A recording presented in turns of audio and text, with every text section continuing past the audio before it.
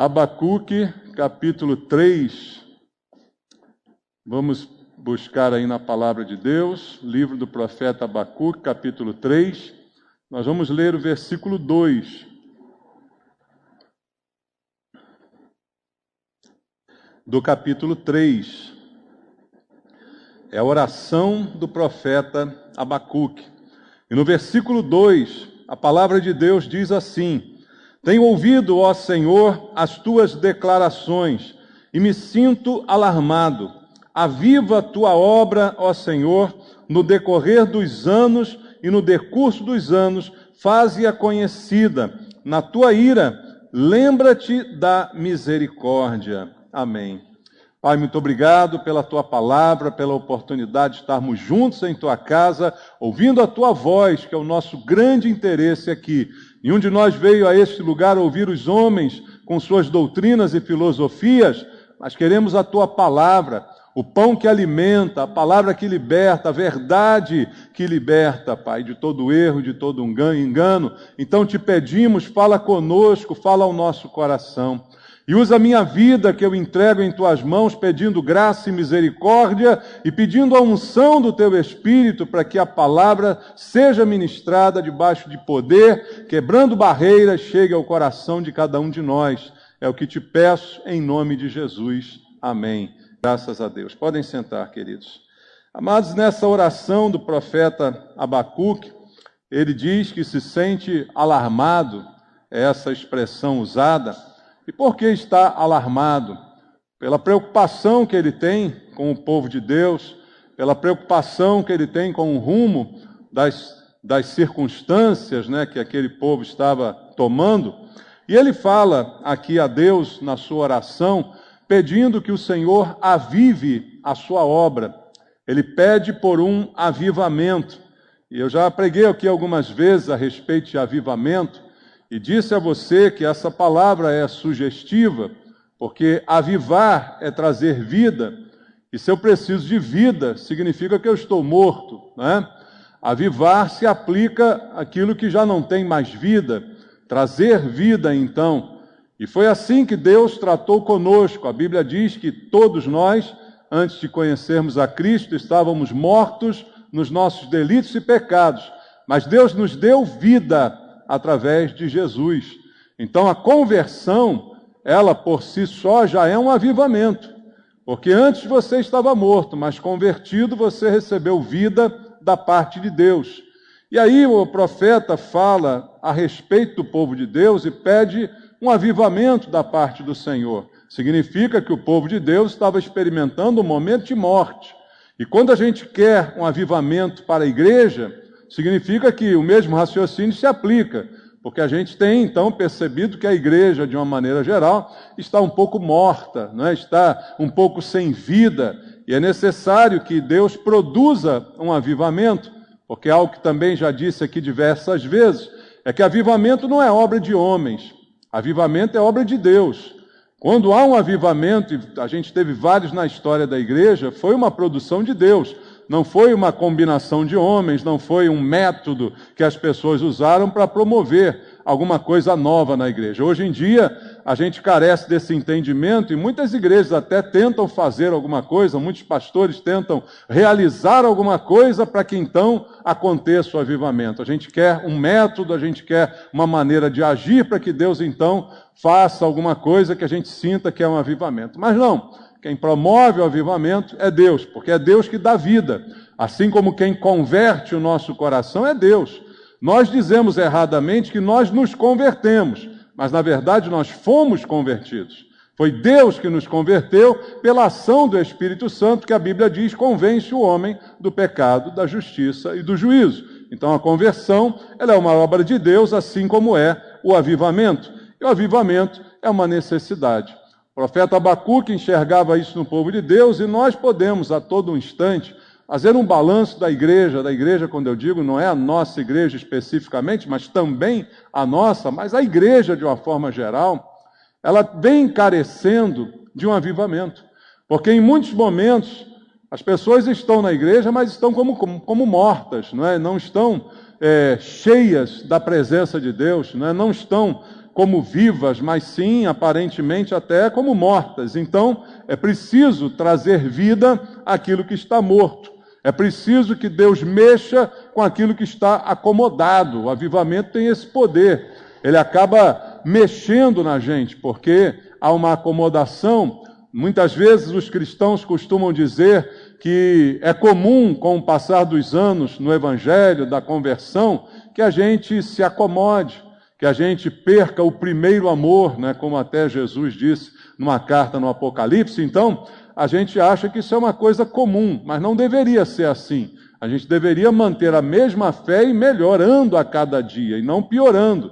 A gente deveria crescer a cada dia e não piorar, e muito menos estagnar, ficar também acomodado. Então, o avivamento tem esse aspecto de promover uma renovação espiritual, né, que mexe com a igreja, mexe com o povo de Deus, e esse é o objeto da oração aqui de Abacuque, porque essa renovação, ela aviva, na verdade, a nossa fé, que é aquilo que nós temos de mais valoroso.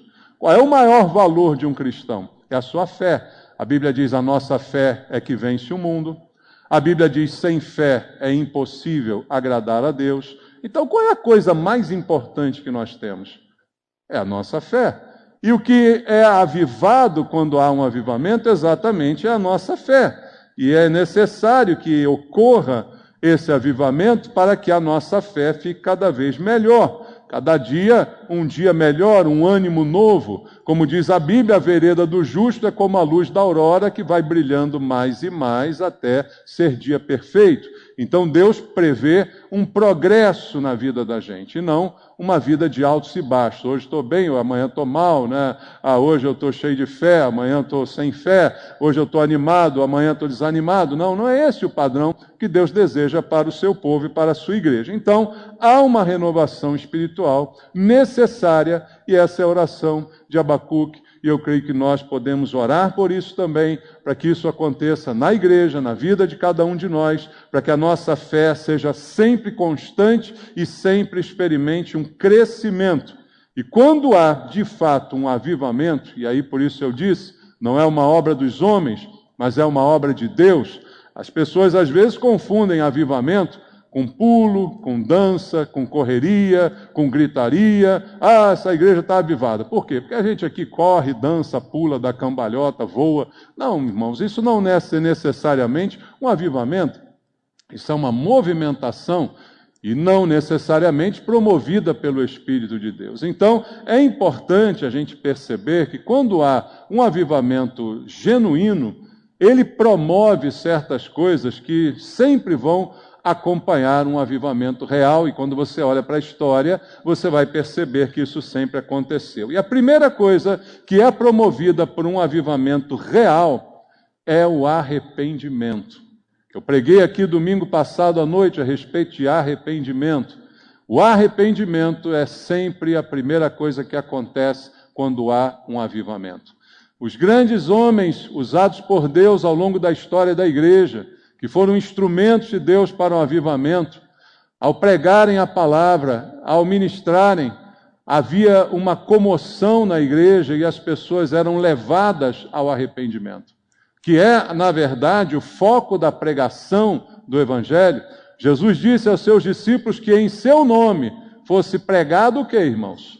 O arrependimento. Ele não disse que em seu nome fosse pregada a prosperidade, que em seu nome fosse pregada a vida mansa. Ele disse que em seu nome fosse pregado o arrependimento a todas as nações. Então, esse é o foco da pregação do Evangelho. O arrependimento, ele tem um efeito muito positivo na vida de todos nós. Primeiro, para a salvação, como falei aqui no domingo, o arrependimento como uma consequência da fé. A fé que salva, ela gera o arrependimento.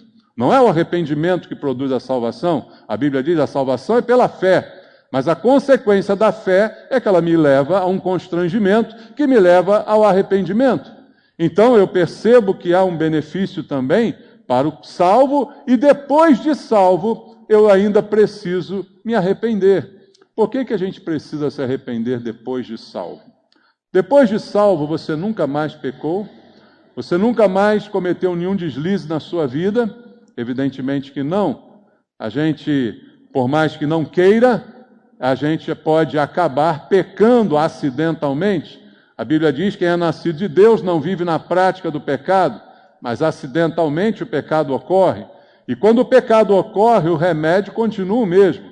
Como foi dito aqui domingo, lá em Provérbios 28:13, o que encobre as suas transgressões jamais prosperará, mas o que as confessa e deixa alcança misericórdia, alcançará misericórdia. Então, é a mesma coisa, seja para conversão ou seja depois de convertido, o arrependimento sempre vai me levar ao encontro da misericórdia de Deus e vai fazer com que eu seja erguido espiritualmente. Às vezes aquilo que nos assola, que nos abate, que nos joga para baixo, é um pecado, tem o poder de nos derrubar, mas o arrependimento tem o poder de nos levantar.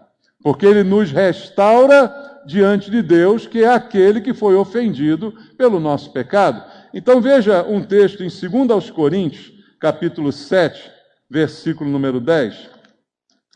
Segunda carta de Paulo aos Coríntios, capítulo número 7, versículo 10. Versículo também conhecido, em que diz assim: porque a tristeza, segundo Deus, produz o quê? Arrependimento para a salvação, que a ninguém traz pesar, mas a tristeza do mundo produz morte. Veja, há uma tristeza em relação ao pecado. Uma que me leva à morte, outra que me leva à salvação. Quando preguei aqui domingo, a gente viu que a salvação, os arrependimentos gerados pela fé, é muito diferente do remorso. O remorso é uma tristeza. O arrependimento também produz uma tristeza, mas o arrependimento tem uma tristeza que me leva à vida, enquanto o remorso traz uma tristeza que me leva à morte. Vimos o caso de Judas, que com cheio de remorso, a princípio, arrependido, não estava, mas estava cheio de remorso. O que ele vai fazer? Vai enforcar-se. Então, perceba que a salvação, o arrependimento, produz uma tristeza, mas essa tristeza me levanta e não me abate. Ela não me joga para a morte, nem me derruba no chão, mas o arrependimento me leva mais para perto de Deus, ele me leva para a vida. Então veja que a consequência de um avivamento é que há arrependimento, há então atenção ao pecado, e isso vai me fazer elevar-me para estar mais perto de Deus. Outra coisa produzida pelo avivamento é o conserto, porque arrependido eu preciso consertar. Arrependimento é a decisão de não pecar novamente. Então isso vai me levar ao conserto. E veja o que diz a Bíblia em Colossenses, no capítulo 3, na carta de Paulo aos Colossenses, no capítulo número 3, no versículo 4 e no versículo 5, Colossenses 3, 4 e 5. Quando Cristo, que é a nossa vida, se manifestar, então vós também sereis manifestados com ele em glória. Fazei, pois, morrer a vossa natureza terrena, prostituição, impureza, paixão lascívia, desejo maligno e avareza, que é idolatria. Coisas que precisamos fazer morrer. Então, a Bíblia diz que eu preciso enterrar essas coisas. Isso faz com que haja um conserto na minha vida, gerado pelo arrependimento. Outra coisa gerada pelo avivamento é a minha vitória contra as tentações. A derrota contra as tentações significa pecado, cair na tentação. Jesus mesmo nos ensinou a orar dizendo: não nos deixes cair em tentação. Mas ser tentado não é pecado. Todos nós somos tentados e tentados diariamente. Só que um avivamento que me leva ao arrependimento, que produz o conserto da minha vida, ele acaba produzindo também uma vitória contra as tentações. Veja o que diz a Bíblia em Gálatas capítulo 5. Vamos ler na carta de Paulo aos Gálatas, no capítulo 5, no versículo número 16. Diz assim: digo, porém, andai no Espírito, e jamais satisfareis a concupiscência da carne. Andando no Espírito, eu então venço a concupiscência, que é a tentação, o desejo da carne, é vencido na medida em que andamos no Espírito. O avivamento traz uma renovação espiritual, como foi dito aqui. Então, renovado no Espírito, eu acabo não cedendo às tentações. Em 1 Coríntios, capítulo 6, vamos ler 1 carta de Paulo aos Coríntios, no capítulo 6, no versículo número 12, diz: todas as coisas me são lícitas, mas nem todas convêm. Todas as coisas me são lícitas, mas eu não me deixarei dominar por nenhuma delas. Então, o avivamento, a renovação espiritual, traz uma consciência nova para mim, que me livra, que me faz discernir, que é um dom espiritual, entre o que é certo e o que é errado, entre o que convém e o que não convém, entre aquilo que pode me dominar ou não. Então veja como, quando é produzido um avivamento, como há um ganho para todos nós e também para o povo de Deus. Porque Abacuque orava por isso? Porque o povo de Deus estava distante do Senhor. Porque nós precisamos de um avivamento para estarmos mais perto de Deus, para tratarmos os nossos problemas, os nossos pecados, as nossas tentações, exercitarmos o nosso discernimento. O avivamento produz também o conhecimento da vontade de Deus. E a Bíblia diz que isso é muito importante, conhecer a vontade de Deus. E como é que isso se aplica, já que pelo avivamento há uma renovação, como foi dito? Leia Romanos capítulo 12. Romanos 12, 2. Paulo diz: e não vos conformeis com este século, mas transformai-vos. Qual é o instrumento de transformação aqui? Ele diz: pela renovação do quê? Da vossa mente. A renovação da mente é o instrumento de transformação. A mente estagnada, parada, morta, não avivada, não há transformação. Mas quando há transformação é porque há também uma renovação da mente. E no mesmo capítulo, Paulo diz no verso 11: no zelo não sejais remissos, sede fervorosos de espírito, servindo ao Senhor. Regozijai-vos na esperança, sede pacientes da tribulação, na oração perseverante. Veja que o avivamento que produz a transformação da mente, produz uma renovação espiritual, que no fundo vai me levar ao que diz o verso 11, ser mais zeloso, mais fervoroso, servir melhor a Deus, ter mais alegria na esperança, ter paciência na tribulação e perseverança na oração. O que são essas coisas? São instrumentos espirituais, que são reavivados na gente quando de fato há um avivamento da parte de Deus. A gente volta a orar, a gente volta a estudar mais a palavra, a gente volta a ter uma vida mais perto do Senhor, a gente volta a um zelo maior pela obra de Deus. Às vezes nós estamos servindo a Deus, mas estamos servindo sem zelo, sem cuidado, estamos servindo apenas porque nos acostumamos a fazer aquilo. Como diz lá em Jeremias 48:10, maldito o que fizer a obra do Senhor relaxadamente. Já expliquei diversas vezes aqui que esse maldito, ele faz a obra do Senhor. Porque a Bíblia diz que é maldito o que fizer. Não diz que é maldito o que não fizer. Ele faz, mas ele já faz no automático, ele já faz sem discernimento, ele já faz sem zelo. Então ele acaba se tornando maldito, como diz a Bíblia. E tudo isso acontece quando nós somos avivados, e aí há uma renovação da vida, do entendimento, do discernimento. Eu entendo por que estou servindo, eu entendo por que preciso orar, por que preciso buscar a Deus. Tudo isso é então transformado quando há um avivamento. E como disse aqui, o avivamento tira a gente da acomodação. Um dos sinais de morte é a acomodação. A gente fica estagnado, não se mexe mais, não se movimenta, e tudo que não se movimenta acaba sendo prejudicado. Você sabe que água parada é um problema? Aqui no Rio de Janeiro tem um problema da dengue, né? Nem mais existe dengue, agora só se fala em coronavírus, né? Mas antigamente tinha dengue, né? É verdade, irmãos? Então, da onde vem a dengue? A água parada, por quê? Apodrece, vira ali o local ideal para o mosquito se multiplicar e tal. E aí? Tudo que fica parado acaba correndo risco de apodrecer, de estragar. Então o avivamento, ele também tira a gente desse marasmo. E a vida cristã, como já foi dito aqui, é uma vida de progresso. Veja Romanos capítulo 1. Romanos capítulo 1, verso 17, está escrito assim: visto que a justiça de Deus se revela no Evangelho, de fé em fé, como está escrito, o justo viverá pela fé. A fé é que move a vida do justo. E a vida do justo é de fé em fé. Há um contínuo movimento. Não fico estagnado nem na fé.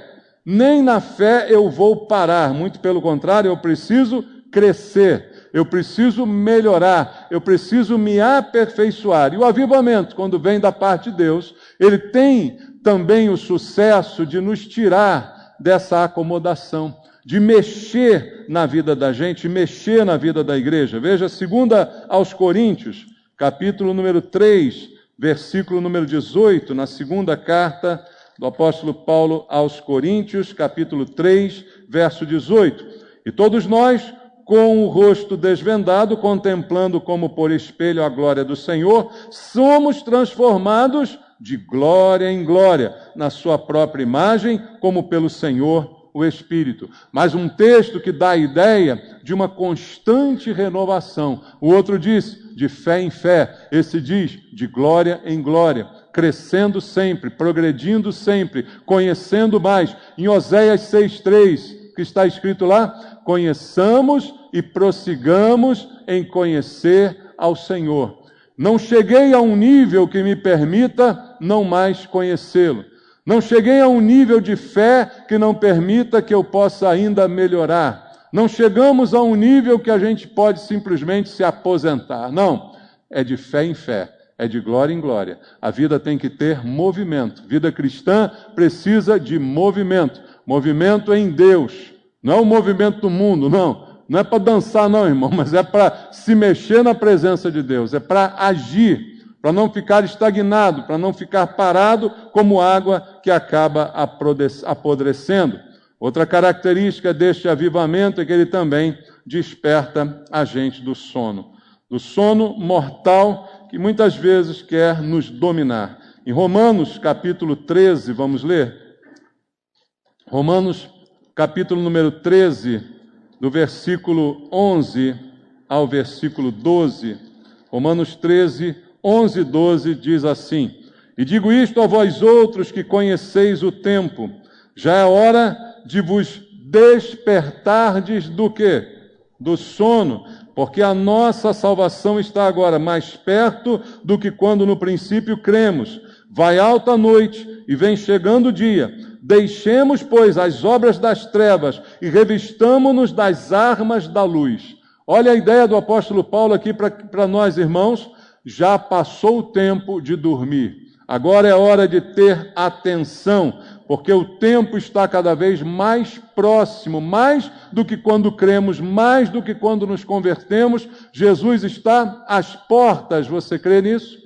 Então não é tempo de dormir, esse sono espiritual que vai estagnar a nossa vida, que vai nos imobilizar, que vai nos dar essa preguiça, essa acomodação como cristãos. Por isso, a necessidade de um avivamento. Essa era a razão da oração de Abacuque, que deve ser a razão da nossa oração também, para que haja um despertamento para essa realidade da volta iminente do Senhor. E parece que a gente não atenta muito para isso. Parece como se a gente ainda vivesse como isso estivesse muito distante. E tudo que tem acontecido ultimamente só nos dá a ideia de que isso está cada vez mais perto, irmãos. Então, o avivamento também traz um despertamento para essa realidade. E por fim, eu quero deixar contigo também que o avivamento produz um real ânimo novo na nossa vida.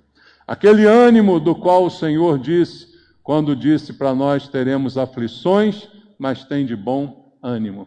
E uma das características desse avivamento espiritual é que a gente realmente tem um ânimo novo na presença do Senhor.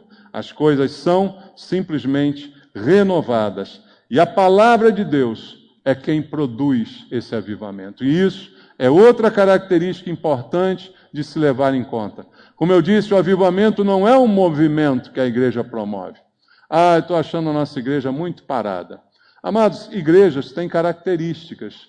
E é por isso que elas são diferentes, se você pode achar a sua, onde você se encaixa. Tem igreja que é mais agitada, tem igreja que é mais silenciosa, tem igreja que se bate palma, tem igreja que não se bate palma. Isso aí é irrelevante. Não se mede a espiritualidade de uma igreja pelo seu costume, pelo seu desenrolar do culto. Da mesma forma que avivamento não é produzido por dança nem por movimento. Se os pastores querem avivar a igreja, gente, a nossa igreja está muito parada. Olha, semana que vem você traga sapato baixo porque a gente vai pular aqui dentro. Né? Nós vamos fazer aí um canelinha de fogo, nós vamos dar umas voltas em torno da igreja, vamos cercar as muralhas de Jericó, vamos fazer alguma coisa assim, porque temos que nos movimentar. Amados, isso não produz avivamento. Pelo menos nunca produziu nesses 2000 anos de igreja. Todos os avivamentos da história, o que aconteceu, o que precedeu, foi uma volta à palavra de Deus. Todos os homens levantados por Deus para avivamento, como John Wesley e tantos outros que você pode aí lembrar na história, o que aconteceu, o que esses homens tinham de diferente, era o apego pela palavra de Deus. E levavam as pessoas à palavra de Deus. E a palavra de Deus faz o resto.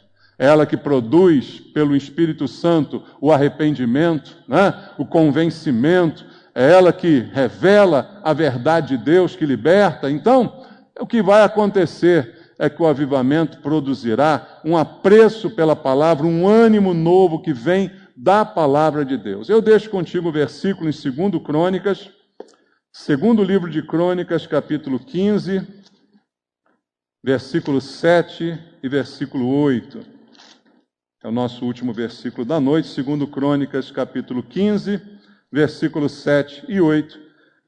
Está escrito assim: Mas sede fortes, e não desfaleçam as vossas mãos, porque a vossa obra terá recompensa.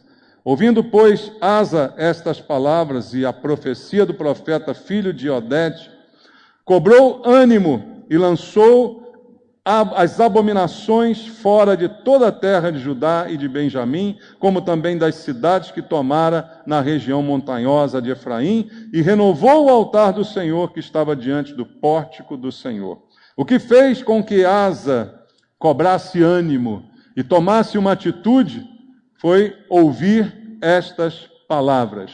Que palavras? Palavras que vieram de Deus. Sejam fortes, não desfaleçam as vossas mãos, porque a vossa obra terá recompensa. A Bíblia diz também para nós no Novo Testamento, através do apóstolo Paulo, que a nossa obra não é em vão, que no Senhor o nosso trabalho não é em vão. Então, que a palavra de Deus traga ânimo para o seu coração. Não é o pastor que vai te animar, porque eu não sou animador de auditório. Não é um movimento que deve te animar, mas é a palavra de Deus. É ela que tem que fazer você cobrar ânimo e dizer assim: eu vou lutar, eu vou vencer, porque eu estou com Deus e porque Deus está comigo.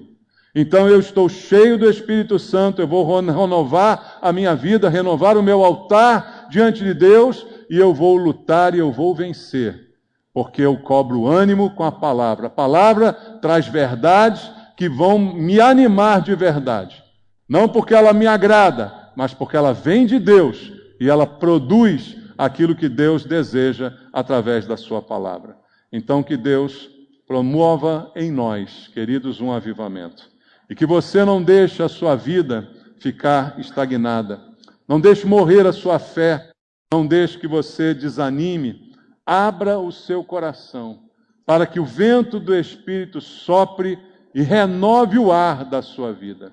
É muito ruim respirar um ar viciado, num ambiente fechado, em que o ar não é renovado. Você pode adoecer e até morrer por causa disso, se o nível de monóxido de carbono se tornar muito grande. É necessário uma renovação do ar para que você fique melhor, com mais saúde.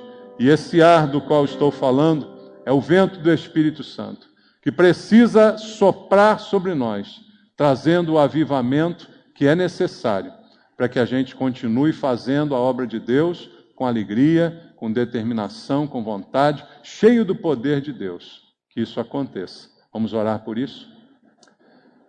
Pai, eu quero essa noite, como fez Abacuque, orar pelo avivamento da tua igreja. Senhor, aviva a tua obra, começando por mim, por cada irmão que aqui está. Aviva-nos a fé.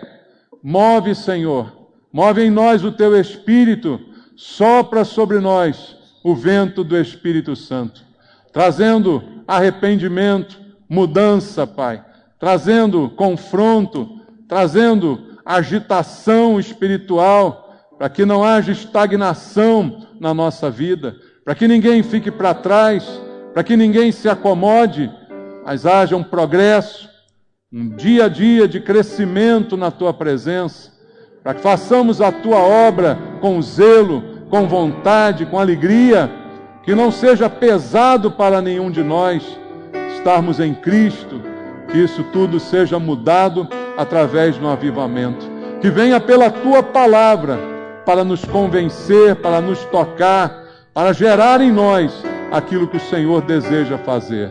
Abençoa, Pai, a Tua igreja, os irmãos que aqui estão, os que estão ouvindo pela internet, que o Senhor abençoe, Pai, trazendo um avivamento, começando por nós, em nome de Jesus. Amém.